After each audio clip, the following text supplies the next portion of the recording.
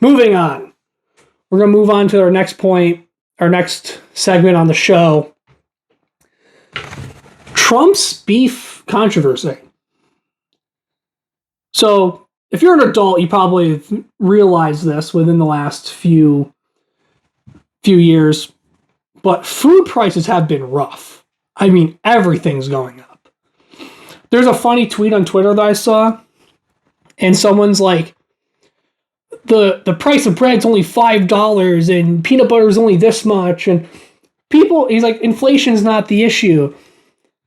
And people were trashing this guy because he literally says inflation's not the issue, and then follows it up with bread costs $5. Like, that is an issue. Bread shouldn't cost $5. This isn't, I know it's not Weimar Republic bad. Weimar Republic, the price of bread was even worse, but my goodness, this is basically the food prices have been outrageous, and they're probably going to get even more outrageous after this. So right now, Trump is trying to get beef imported from Argentina. They're buying Argentina beef and importing it over here. And people are not happy about this, and I am also not very happy about this. And when Trump was asked about it, Trump says, Argentina's fighting for their life, and they are dying. Well, Trump, I'm glad I voted for you so you could be the president of Argentina. You know? I'm so glad you are so concerned about Argentina. You know, if I was president and Argentina rang me up on my phone, imagine my phone's buzzing right now. I flipped it up, I pulled it up, and I started talking. And it was like, hey, our beef prices are doing bad right now. I'd be like, that's your problem. And I'd hang up on them. That's how fast that conversation would go. I'd be like, that's your problem. I'd hang up on them. What does that have to do with me for? I don't give a frick. I don't give a crap about your country. I know why Trump cares, but I don't care. And I didn't vote for him to care about Argentina. I voted for Trump to care about America, and he's been doing a terrible job on that. Really, it really has been very frustrating. James Fishback had something to say about it on Twitter, and he brought up some good points. James Fishback's great. I'm very upset that he lost the governor race. But yeah, it's rough. We have these American ranchers that are already struggling. They've been spending years of their life on thin margins, barely making ends meet, competing with these big corporate farms that are juicing up their cows, giving us crappy meats. And, you know, cattle prices start rising,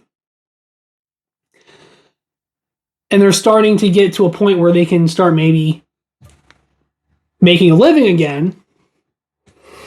And then, boom, the administration's like, screw the cattle ranchers. Go homeowners, right? If you're a homeowner, we want you to have your price rise up, right? That's what Trump says. Trump's like, if you own a house, I want your price to go up. But if you're a cattle rancher, screw you. Screw you, cattle rancher. That's what Trump says. So just as the cattle prices are starting to go up, the administration begins to buy up all this cheap foreign meat. And now these cattle ranchers who have beef that is worth more now have their profit margin cut. So these cattle ranchers have spent extra money getting these cattle to higher quality, and the beef prices are going up to a point, not up to like outrageous cost, but out to a point where they can actually start to profit. And then Trump floods the market with this cheap garbage. And Trump is like, I don't care. I care more about Argentina. Argentina's dying. It's like, that's not what I want to hear from my president. By far, the last thing I probably want to hear from my president. Anger grew over reports that the Trump administration extended a $20 billion currency swap lifetime to Argentina at the time when Argentina was out competing U.S. farmers by selling its autumn soybean harvest to China. So that's another thing Trump's doing. Trump is doing everything he can for Argentina and Israel. If you thought in 2024 that you were voting, if you were like me, and you thought that voting for Trump in 2024 was going to make America great again, and that we're going to be so back. We're going to be so back, guys. We're not. It's gotten worse, and we voted for Argentina to get everything they want, and we're voting for Israel to get everything they want, which we'll get to the Israel thing later when we talk about the Iran deal that just came out, or the Iran sanctions, but not yet. We'll talk about that later in the show. And not only is the market being flooded with this beef, it's Argentina beef, supposedly one of the better meats on the planet. I don't agree. And one of the reasons why is because earlier this year, in March, Chinese authorities publicly rejected a massive 22-ton shipment of Argentine beef, or Argentine, however you want to say it, after discovering that traces of chloramphenicol, a banned antibiotic linked to severe human health risks, like aplastic anemia,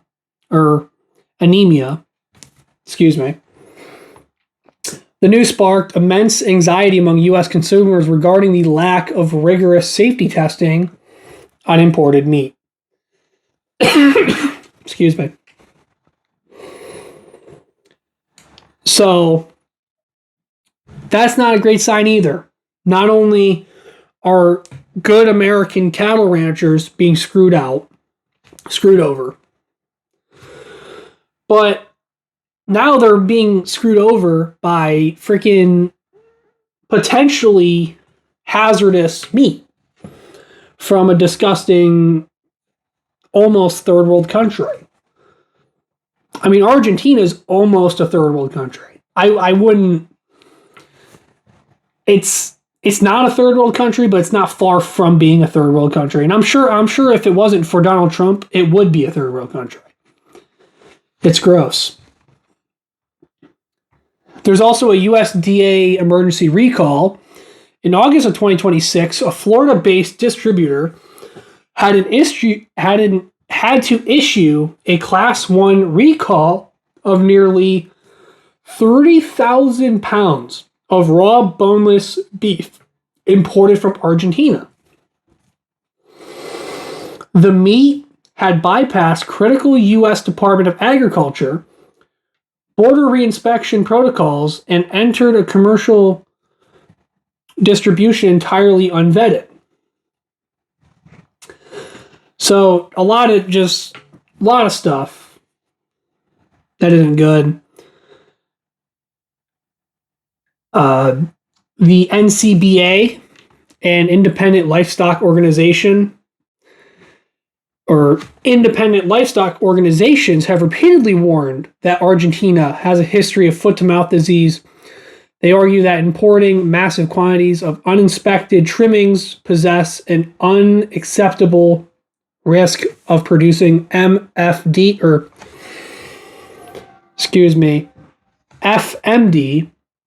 into the U.S., which would instantly decimate and the domestic livestock population. So, but guys, Argentina is dying. But Argentina is dying, guys. Have you thought about that? Yeah, sickness, we might get sick, anemia, whatever. But Argentina's dying. Have you thought about that? Have you thought about Argentina? Yeah, you haven't, because you're a bigot. That's why. This stuff is just trash, and is one more reason why I wish that Trump did not win the election in 2024. As much as I hate to say that, I voted for Trump, I endorsed Trump on the channel. I spent a year of my life really pushing to get Trump elected. I know I got people to convert to vote for Trump, and now look what's happening. Now it's a big thing. So that really sucks. And yeah, this is just really frustrating. Now, one thing I want to talk about, one last thing I want to touch up on before we move on to our next segment. The claim that I've been seeing online over and over and over, now, as a guy that likes to make sure everything is accurate, everything's being truthful, and everybody's being truthful, I want to point out that one of the arguments I've been seeing a lot online has been the 77 farms a day figure. I keep seeing this. Did you know 77 farms a day are going out of business? It's not accurate. And I want to make sure that at least my fans are not going out spreading this. The 77 farms a day figure comes from the 2022 Census of Agriculture. So it's not an up-to-date figure. The census happens about every 5 years. So we're closing in on a new census. But as of currently, this isn't the truth. The 77 farms a day figure actually comes from the 5-year period before 2022. This happened between, 2017 to 2022? There's like a couple, I don't remember exactly what happened, but there were a lot of farm closings around that period. I was in high school at the time, so I wasn't really paying attention too much about that. But I know there was some like fuel and fertilizer crisis or something like that. But now we're good. I think we're getting to a better point now, and the 77 farms a day figure is inaccurate. So please don't be quoting that. Please don't be pushing that statistic. And make sure if you're going to make claims online, make sure you're double checking not only whether or not the claim is true, but make sure you're getting the facts of where it came from. That's one of my advice to you. And that's the end of that. Moving on.